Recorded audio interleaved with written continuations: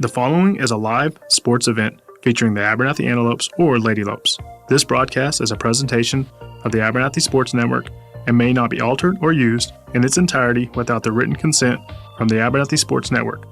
Today's broadcast is made possible by the fine supporters: MC Master Roofing and Construction, South Plains Auto Ranch, Clark Riley Insurance, April Funeral Home and Flower Shop, First Baptist Church, JC's Refrigeration, Storm Guard, Plains Land Bank, Nutrient Ag Solutions, the Junkin Farmers Market, MZJ Variety Shop, Shallowater, Rooted Revival Hair Salon, Chance Rocha, Edward Jones Financial Advisor, Code 3 Soda Shop and Meat Market, Lasso Electric, Webb Vision Center, Hill Vet, WTX Diesel, West Texas Brick and Stone, Rural Roots Medical Clinic, the Farmers Cooperative Compress, First State Bank, DB Media, Ty Horsford Realtor. Again, thank you for tuning in tonight's live sports event. It will begin shortly.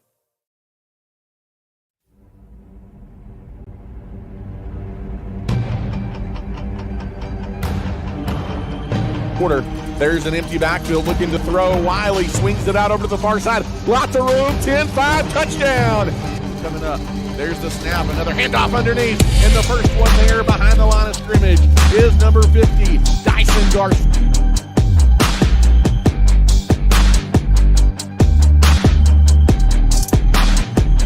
Sideline. That's actually the snap to Micheletti. Micheletti takes off. He may have his second touchdown of the night, and he does! Colt Micheletti from 28 yards. Highly three-receiver set. There's Rolando in motion. He gets the pick, and he hits the hole hard. He's into the red zone. He's carrying tacklers. He's Superman into the end zone. Rolando Martinez on the second.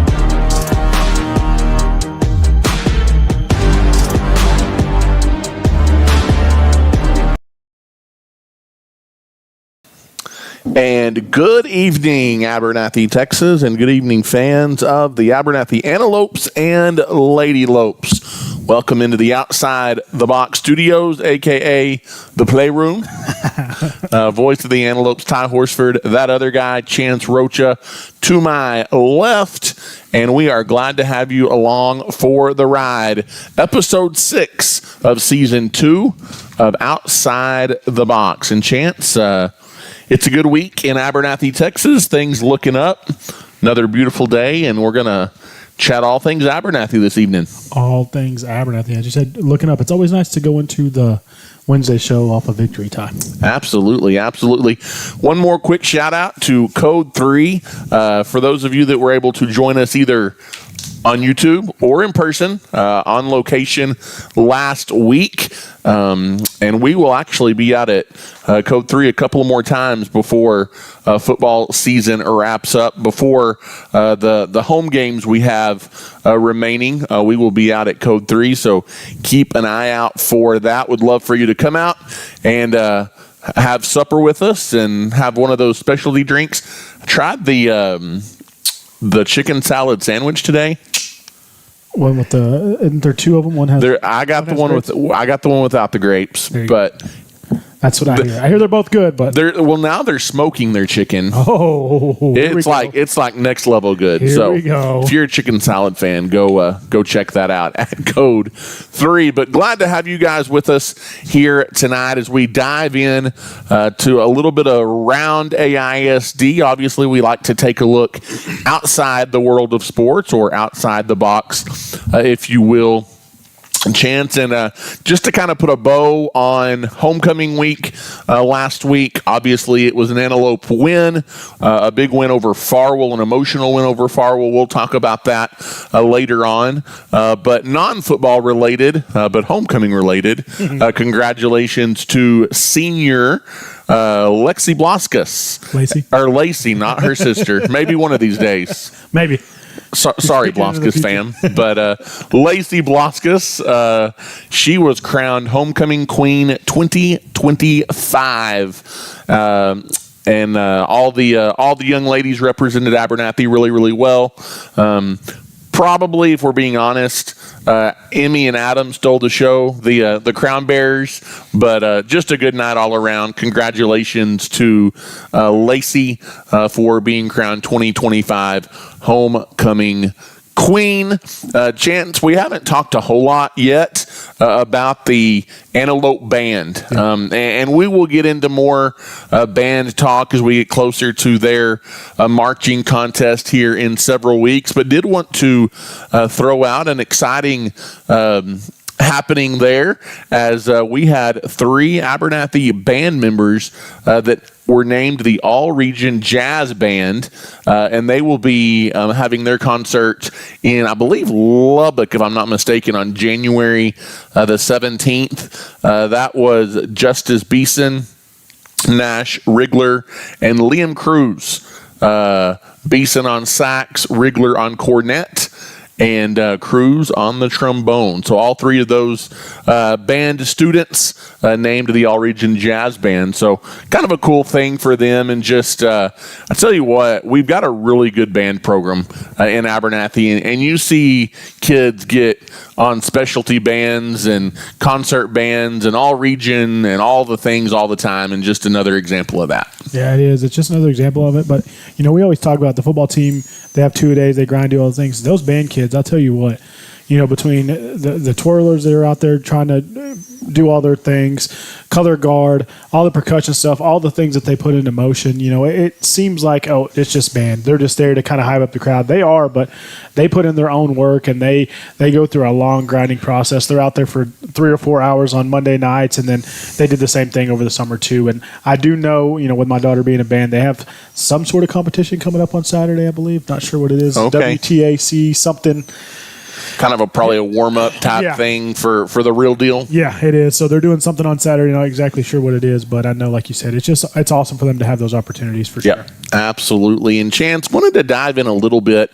This is not something we've talked a whole lot about. And on the high school campus, things look a lot different than when you and I were in school. Yeah. There are a lot more real-world opportunities for students at the Abernathy High School campus. And I got to kind of thinking about that because I saw where earlier this week some advanced floral students spent some time at Sky Gardens learning real-world greenhouse applications and design skills and some different things. And, for students that are interested in something like floral design or horticulture or different things like that, just an awesome opportunity to get some hands-on experience. And to go along with that, just for example, a new program this year in the high school, if there's high school students that are interested, say, in nursing or some kind of healthcare field, there's opportunities like practicum opportunities to get some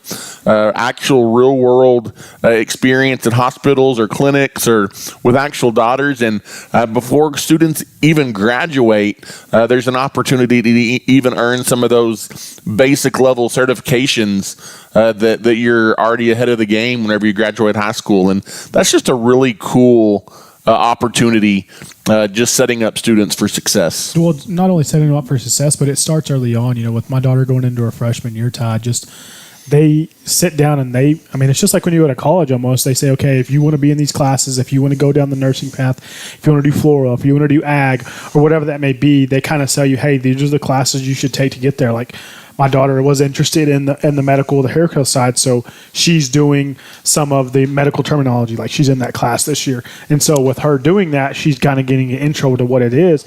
Not only does it give them that intro to it and kind of give them a jump start, but also it lets them know, like, hey, if you're not interested in this, then this may not be the route. So we need to change that your sophomore or junior year, so you're not kind of going down that path. But just between that and then just all the dual credit things that they have, all the ag opportunities, and I know they're continuing to try to expand that program as well. And so I'm excited to see that. As like I said, my daughter's in the high school. We have both younger kids coming up. I can only imagine what it's going to look like once they get into high school. So we had a couple of dual credit classes whenever I was in school, but that was about the extent of it. So things have come a long ways, and for the better.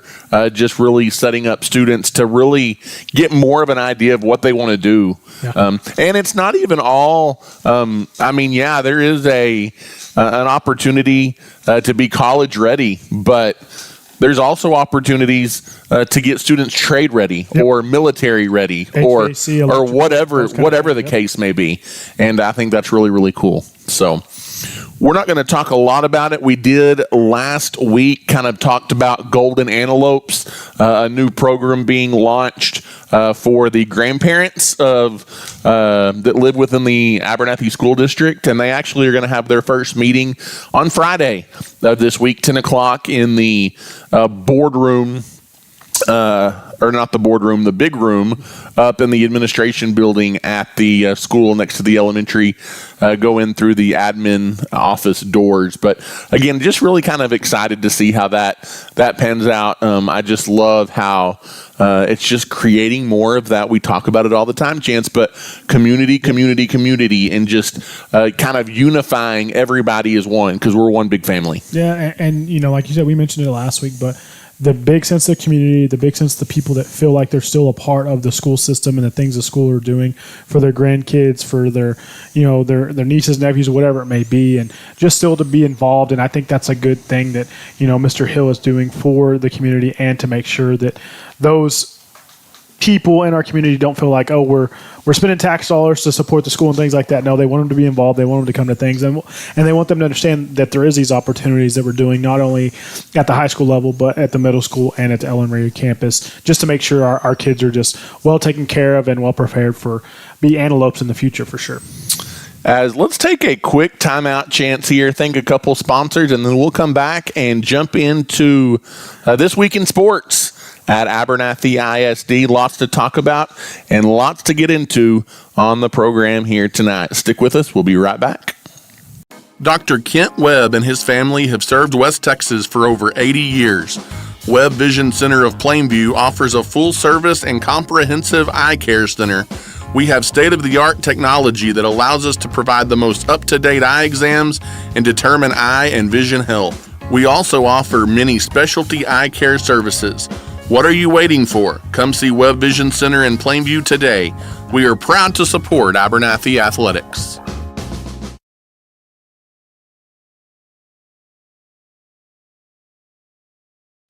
As one of Abernathy's longest-standing institutions, First State Bank is proud to meet a full scale of banking needs in Abernathy and the surrounding areas. We are family-owned and operated and have been for many years.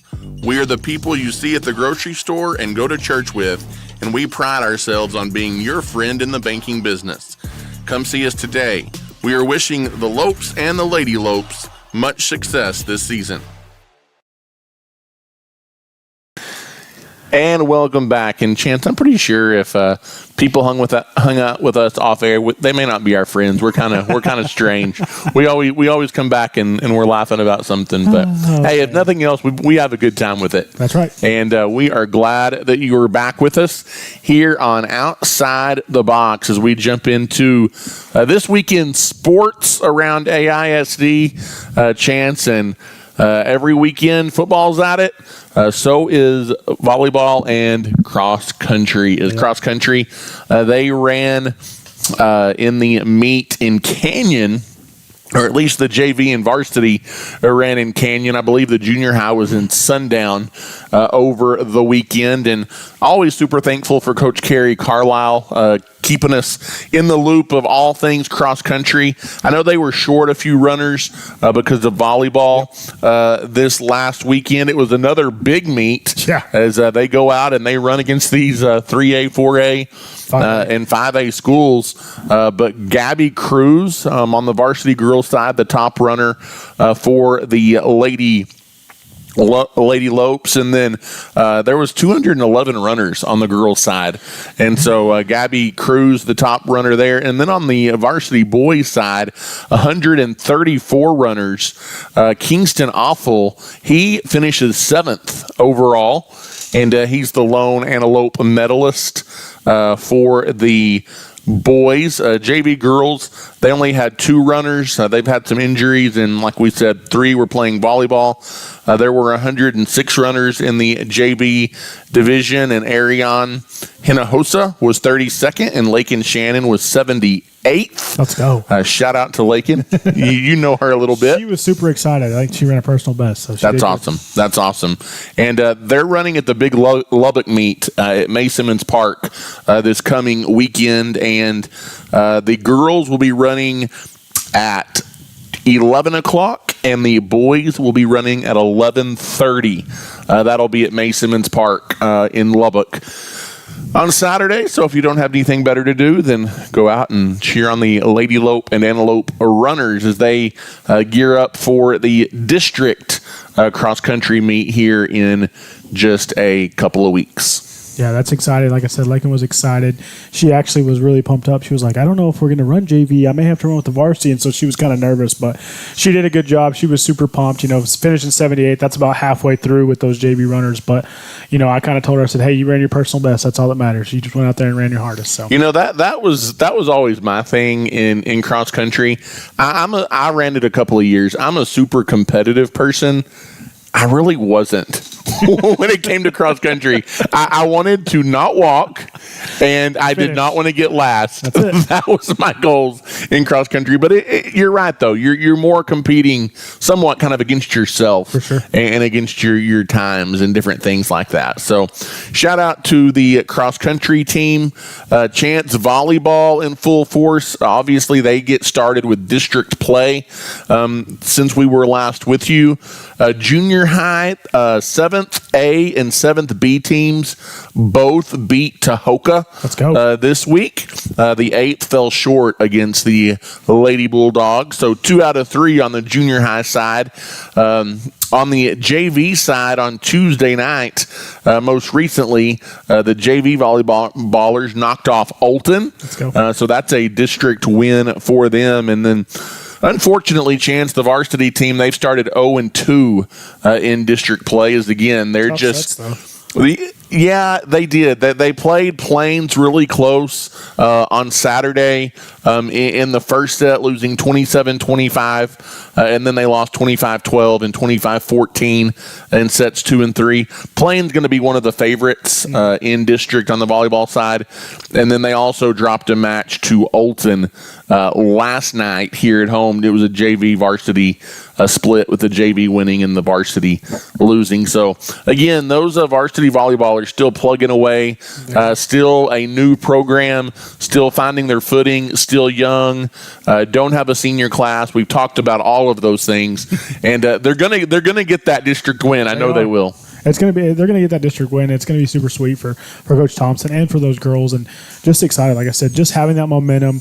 The 8th grade group is really good. That 7th grade group, as you can see, I believe they're still undefeated on the season. And then the JV group, them winning both of their district games. And so it's exciting times as that volleyball program does get ramped up, but they're going to get that district win. I think it's going to come this year, though, Ty. Yeah, sure. I'm with you. I think so. They are definitely improving. And Chance, all of our football teams, varsity, sub-varsity, all taking on Farwell last week. And kind of give us a rundown of what the sub-varsity football looked like last Thursday with all 3 teams going to Farwell. All 3 teams going to Farwell. They had it mixed. They mixed it up a little bit. You had your JV playing first, followed by the 7th and 8th grade. JV started it off really hot. They came out with a big win against Farwell, 42-15. We were walking up, and they had already started the game, and Ralphie Barrios already had an interception, like in the 3rd play of the game, and that kind of set the tone for the whole night. Him and Cutter Johnson both had multiple touchdowns. Like I said, he had that interception, and then Aiden Cantu, Cash Trevino, Isaac Moreno all got their way into the end zone. So big win. That JV group, like I said, they lost that first game to Stratford, and they've just been hungry ever since, and just kind of been blowing people out of the water. But that's a group that that freshman class didn't lose but one game in the 7th and 8th grade, and it was a game that they should not have lost to a tough New Deal team, but they're one of those groups that they're going to get hungry, and some of those boys, as they continue to grow throughout the season, they're going to have a group that's probably going to get moved up to varsity for the playoffs and to have some extra depth and stuff like that. And so they're playing their way up in that. But I will say it was tough sledding after the JV game. Kind of a humbling night in Farwell, Texas for the 7th and 8th graders. And I talked to some of those junior high coaches, and they just said that both of those groups were just stout groups from Farwell, very well coached, big boys.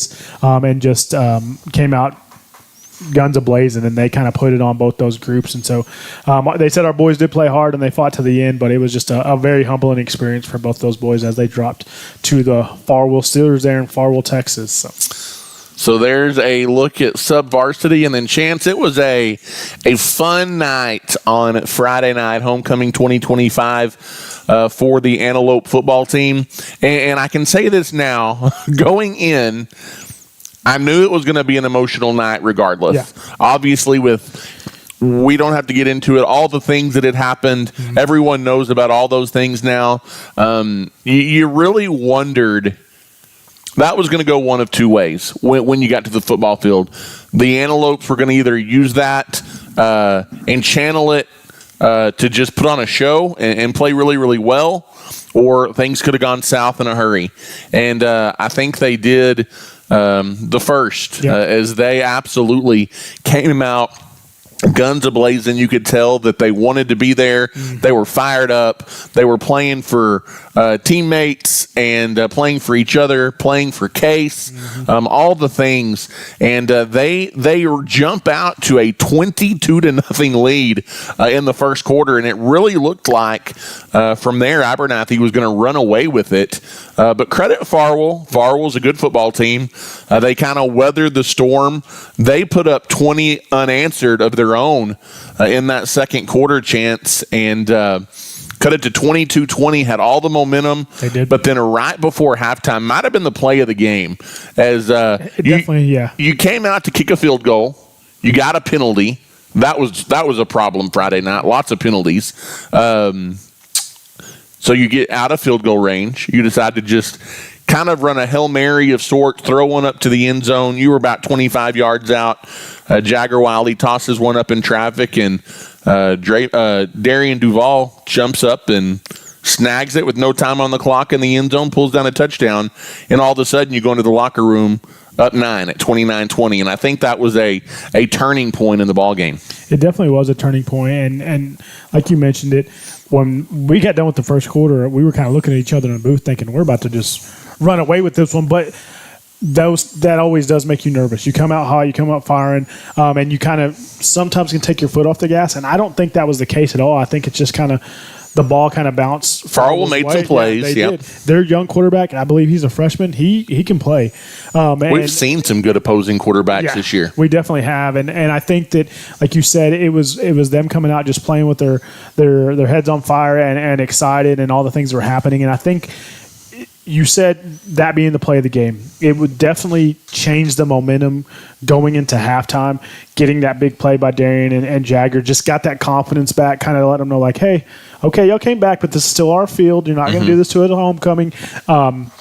And then the second half, you just kind of kept pushing it out and kind of finally finished them off in the fourth quarter. But big game for the Lopes to get their win at homecoming with all the heavy-heartedness. And, I mean, even talking to Coach Wiley, shout out to Coach Wiley. He gave us some 7 strong stickers for our headsets and things like that just to represent. But he mentioned he mentioned it that they that just the conversations that were had, and they wanted to make sure they addressed it, and that it was poignant, and the elephant in the room was there, and they didn't shy away from it. So shout out to him and the staff. They came in prepared for that, knowing that was going to be the case, and had those boys ready to play on Friday. They absolutely were ready, and the Antelopes outlast Farwell 41-32. The final score. Few individual performances. Jagger Wiley, your quarterback, continues just to turn in solid performance after solid performance. 13 of 18, 229 yards, 3 touchdowns. He did throw 1 interception. That's his first one of the season. I know, and that's crazy. That's good. He throws it quite a bit as well. He does. 7 carries, 38 193 yards on the ground. Mr. Consistent running back Colt Micheletti does it again, 168 on 18 carries. Also recovered a fumble on the defensive side. Caden Bird, probably to date his biggest game of the season for the Antelopes. 6 carries, 92 yards, 3 touchdowns. One of those, he recovered an Antelope fumble in the end zone. Also had 2 catches for 48 yards. The coaching staff continues, I think, Chance, to do a good job of finding creative ways to get Bird the ball. His and then speed is just... he's fast. Yeah. He makes things happen. And so whether it's in motion or a pass route, a receiving route, get him the ball. Darian Duval, a big game, it was his best game of the year. You need him to step up and be a leader. I feel like he did that against Farwell. 6 catches, 152, and 3 touchdowns. But what I like even more than that, Chance, 8 tackles and an interception on defense. That earned him the MC Master Roofing and Construction Player of the Game. And then Hillis was all over the place as well. Ryan Hillis, 10 tackles on defense. But lots of standout performances for the Lopes. Lots of standout performance for the Lopes. Like you said, Todd, Darian he came out to play. He made big plays early on and often. And then, like you said, he had some big plays, the interception on defense. But, man, he had one play, and it kind of shook up Farwell. I feel like they had a receiver coming across the middle, which was very successful, and he put a wall up on one of the receivers. And after that, they didn't go across the middle too often after that. And so he had some big plays. But I'll tell you what, we talked about it on Friday. It could have gone either way. It could have gone Caden, Darian, Colt, Jagger. All of them played very well. I think Caden found his confidence that he needed. He had some spurts of success, but then, had the fumble, had some balls that he had dropped, and I think this game probably launched him into that, hey, I'm here. This is why I keep getting plays drawn up for me. And just, man, Ty, whether, like you said, it's receiving or rushing or whatever it may be, he's just kind of a Swiss Army knife back there. But what it also does is it opens up things for Darian and for Dre and for Jagger and for Colt, because if you're like, okay, we need to key on this guy, we need to key on this guy, we need to key on this guy. And so I just feel like our athletes that we have on the field sometimes, it's hard to match up with all of them when they're all out there. Yeah. So. And one quick note, Chance, about Darian Duval.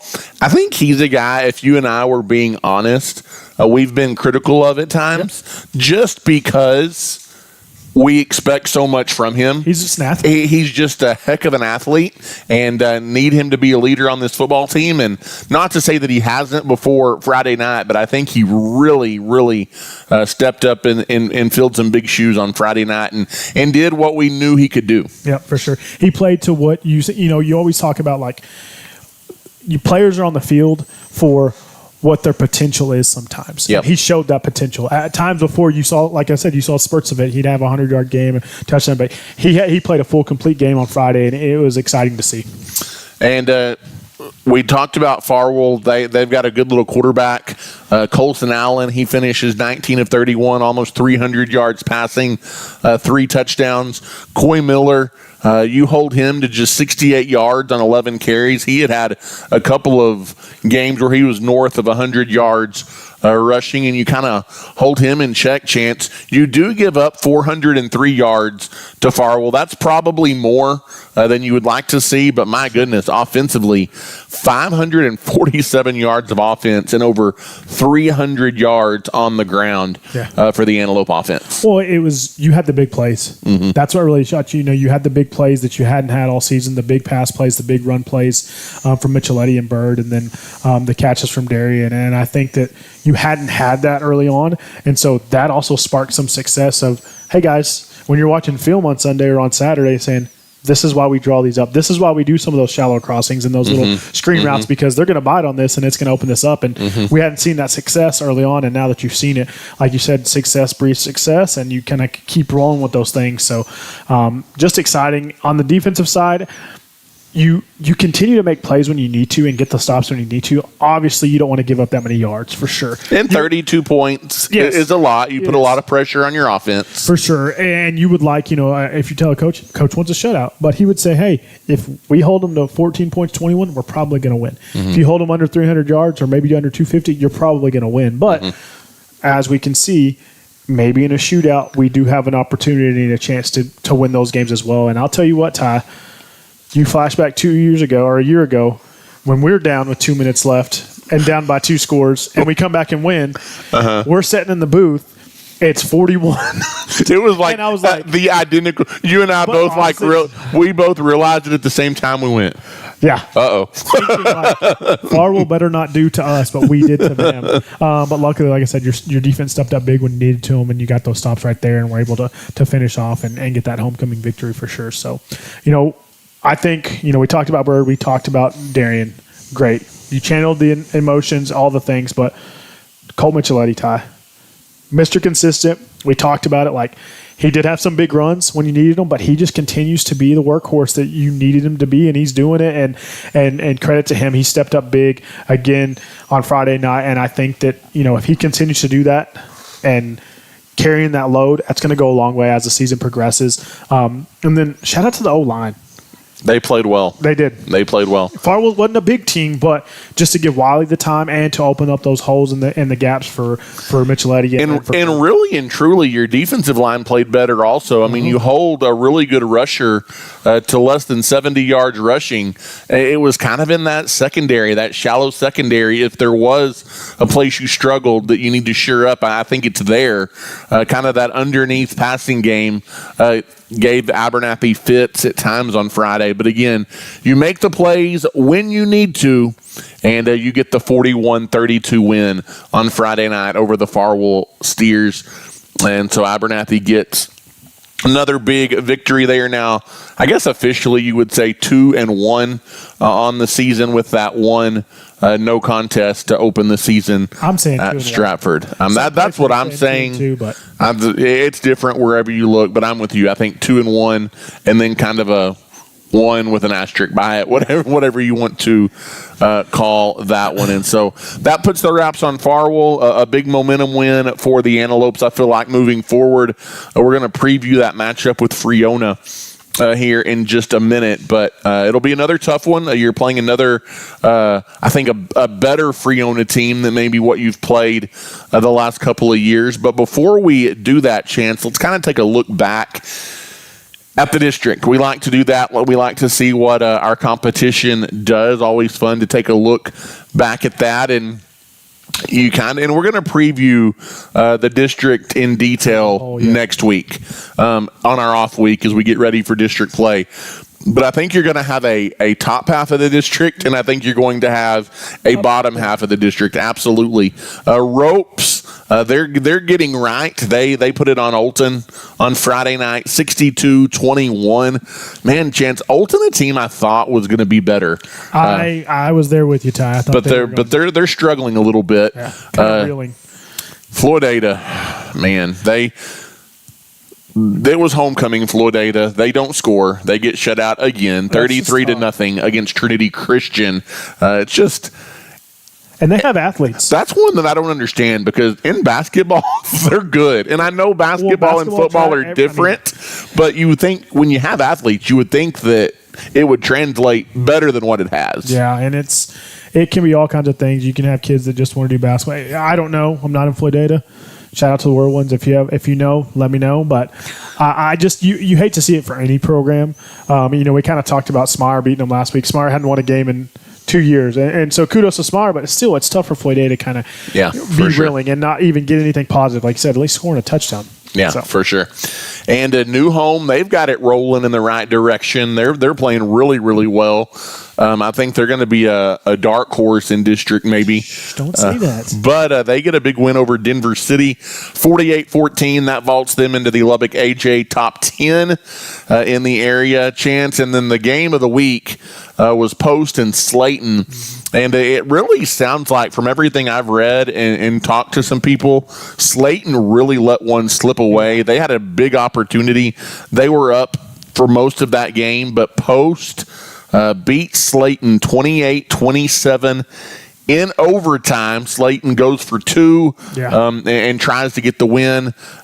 Post comes up with the stop. Post all the way up now, Chance, to number 2 in the state. And again, we'll talk about it next week. I think they're probably the hands-down favorite heading into district play. And then New Deal, they played pretty well against Sundown, and they got a big win, 41-12 over the Roughnecks. Yeah, they did, and it was their homecoming. I'm sure they're excited about that. But to kind of go back to that post-Slayton game, Slayton's leading 21-0. And I think they had 4 or 5 turnovers, Ty. Yeah.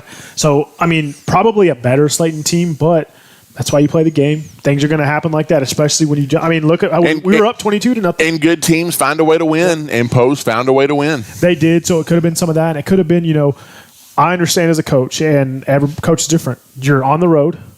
You either play in overtime to tie it, or you play to get the win. He played to get the win. And I don't mind that. No. And I think, too, looking at it, do you want to get the victory? Yeah.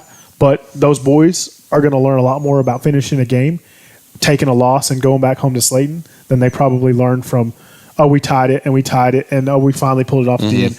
You're going to learn something either way, but they're going to get that hunger back of like, hey, we can be beat, so now let's go out there and prove it and not make those mistakes before. So I can see it both ways, but I would have liked if Post would have gotten beat, but that's okay. That's okay. Maybe it'll be the last week of district. Hey, I'm there. I'm here for that. I am absolutely here for that. And so let's take one final timeout chance on Outside the Box. We will come back for our final segment. We will preview the Freona Chieftains and the rest of district play as we wrap it up on the other side of this timeout. When it comes to insuring your home, car, farm, or anything in between, you want a friendly face that you can trust, and you'll find that at Clark Riley Insurance in Abernathy. They offer a variety of insurance options, no matter how big or small, and they'll treat you like family throughout the process. They've been in the business for many years and have the expertise to get you the insurance you need at an affordable price. Give them a call today at 298-2591. Clark Riley Insurance is a proud supporter of the Lady Lopes and Antelopes. Buying a car can be daunting, but not if you let your friends at the South Plains Auto Wrench help you with the process. Offering great deals and in-house financing on used cars, Austin and his team need to be your first call when you are looking for a new ride. Come see us on the south end of town today or give us a call at 806-298-2200. South Plains Auto Ranch is a proud supporter of the Antelopes and Lady Lopes and wish them the best of luck.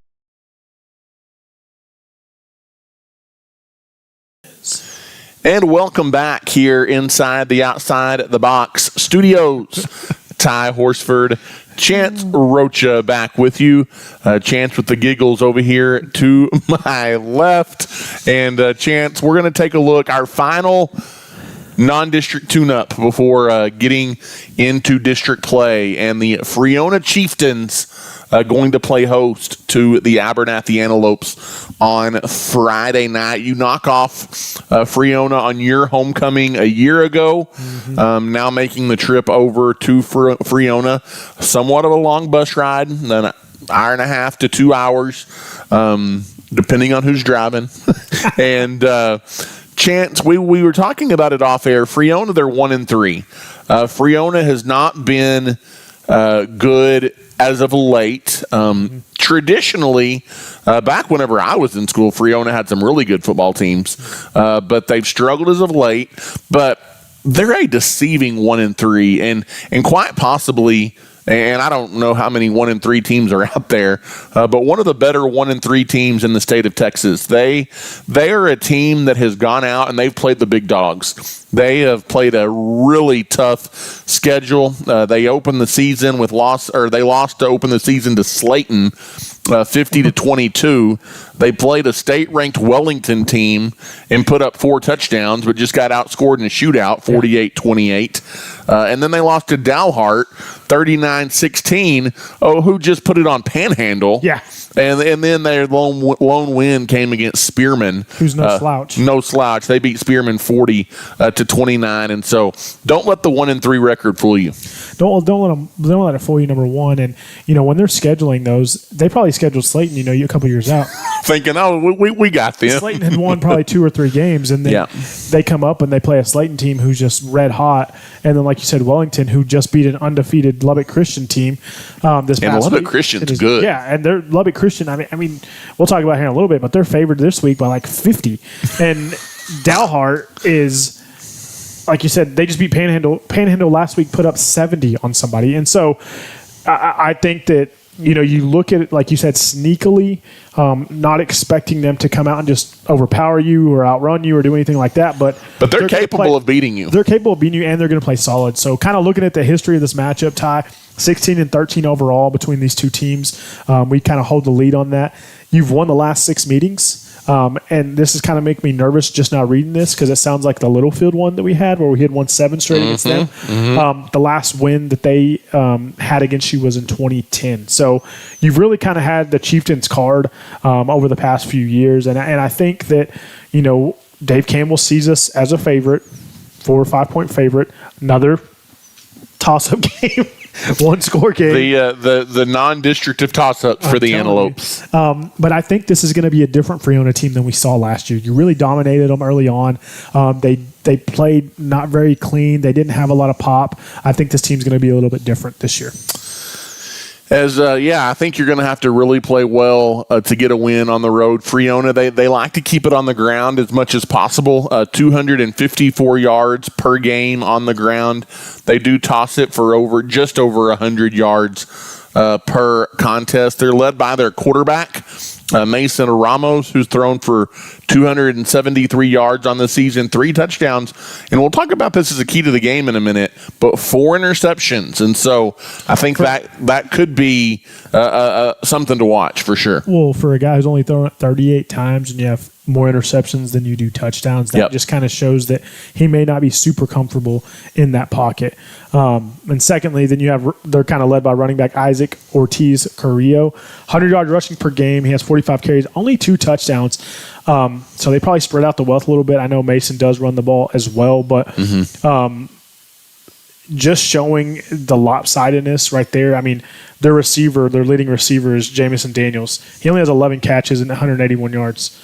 I mean, Darren Duvall had 190 yards receiving in one game on just 4 catches. Yeah. Obviously, that was a big play. You put up a lot more points, but it just goes to show you that they're going to be very heavy on the ground attack.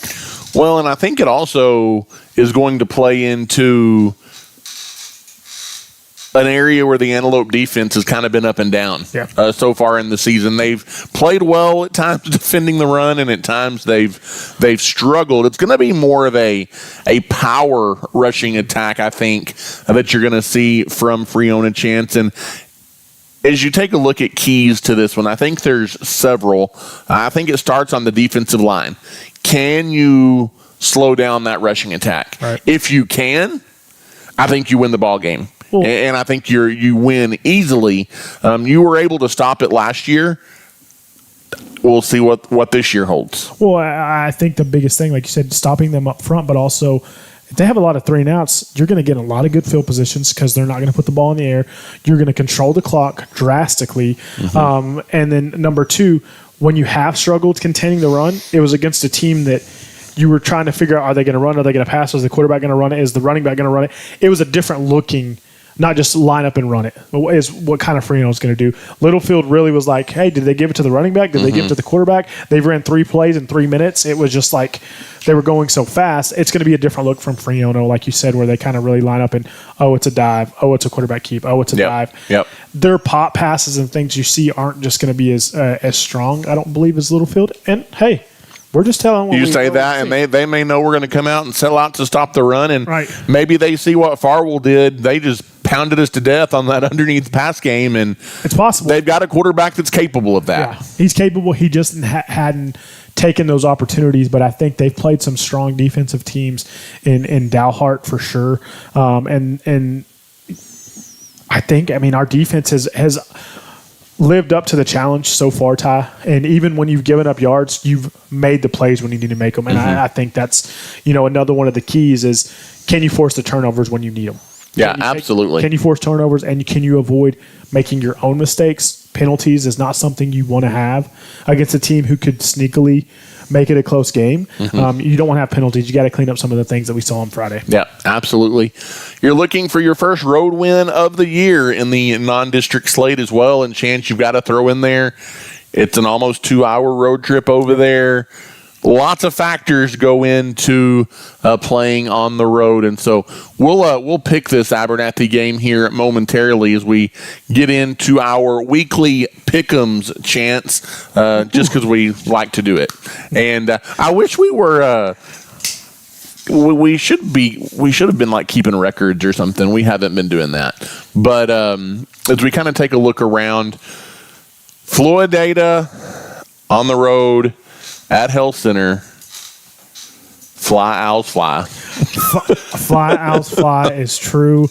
Health Center is a really solid ball club. They really are, yeah. And they were good again this. They've already beat, I believe they've already beat Olton this year.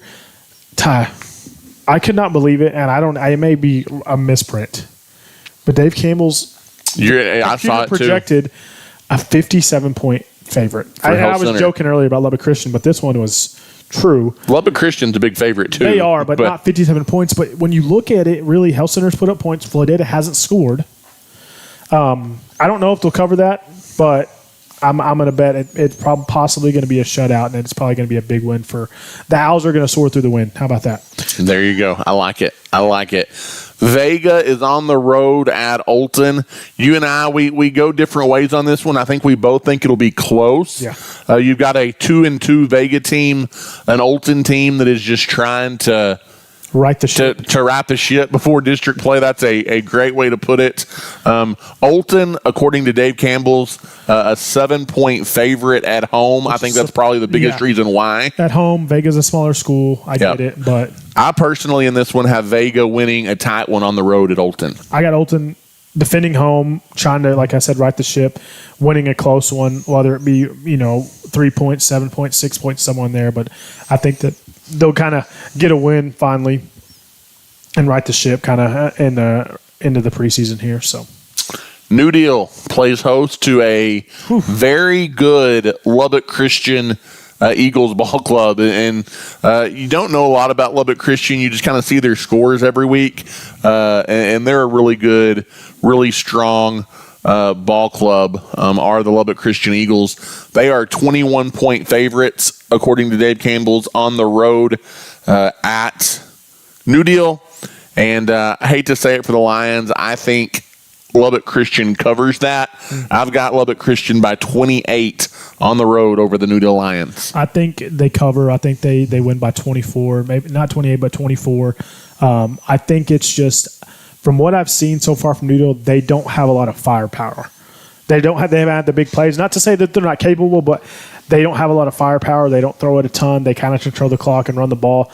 I think Lubbock Christian's going to come out and kind of punch them in the mouth and cover, like I said, win by maybe 24. So you've got winless Roscoe on the road. They're taking on those red-hot New Home Leopards who are playing. Hey, I'm just trying to hype them up and because all the people in New Home watch us, but trying to get them feeling real good before that district opener against the Antelopes. But New Home favored by 16.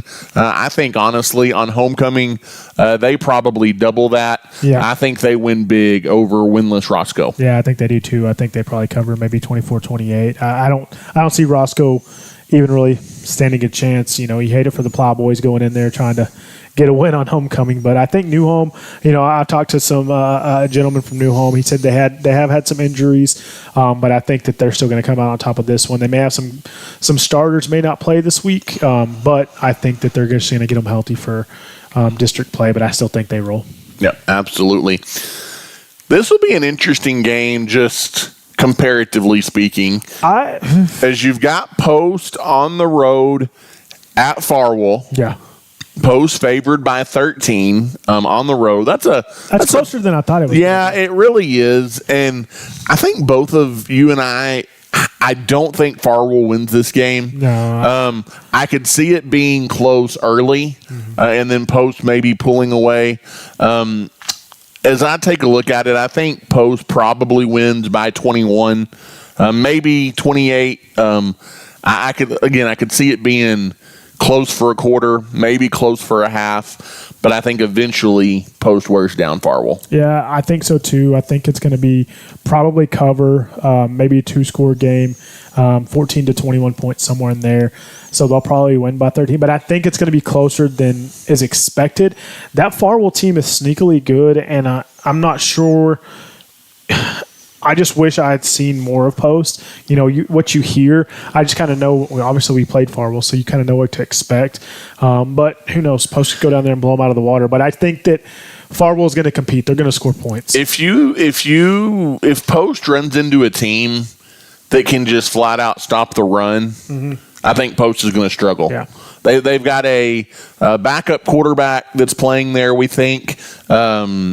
If you force them to throw the ball, I think that's the key to having a chance to beat Post. But we'll see.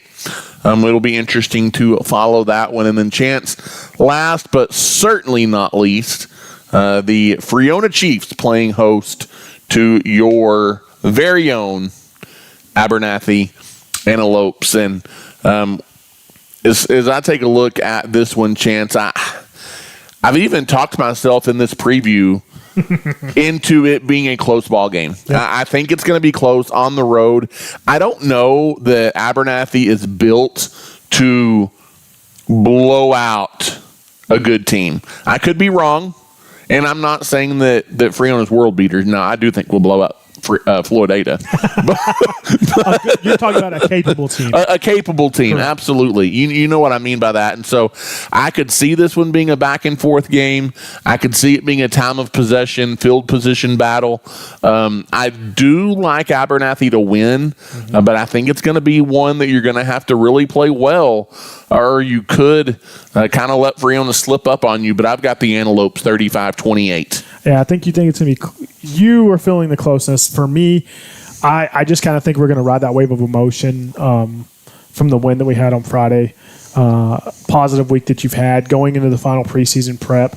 I think that we're going to put up points. They've allowed quite a bit of points. You're right. And so I think that if we continue to have the big plays, we could put up another 40, 41 points, and I think our defense steps up. I think we may win maybe by 3 touchdowns. I like it. I hope you're right. I think we'll probably at least by 2 scores. I think we're going to cover the 4 to 5 points there. But I think that our offense is kind of finding their groove between Bird, Duval, Micheletti, Minfield. It seems like no matter who we're giving the ball to, we're getting some yards, and that's exciting to see for sure. It makes it hard to defend. I'll say that. So yeah, absolutely. Well, Chance, that kind of brings us to an end.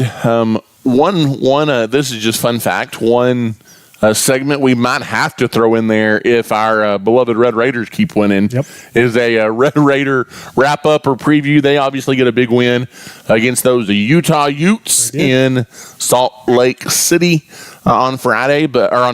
But if this team keeps winning, I'm going to have a hard time not talking about them on Outside the Box. I'm just saying. Yeah, and I'll definitely talk about them too. You kind of go into this week injured quarterback, so it's kind of good to have the off week and before you have Houston come up, and you kind of got the same thing that we at Post playing Farwell. You got a Houston team that's going to go in Corvallis and play Oregon State, a team that you blew out, and just to kind of see a comparable. But I think that in 2 weeks, I think it's not going to be good for the Cougars when they. Hope you're right. I hope you're right. So paint Houston red. That's right. Even though they are red, but you know what I mean. Paint them scarlet. There you go.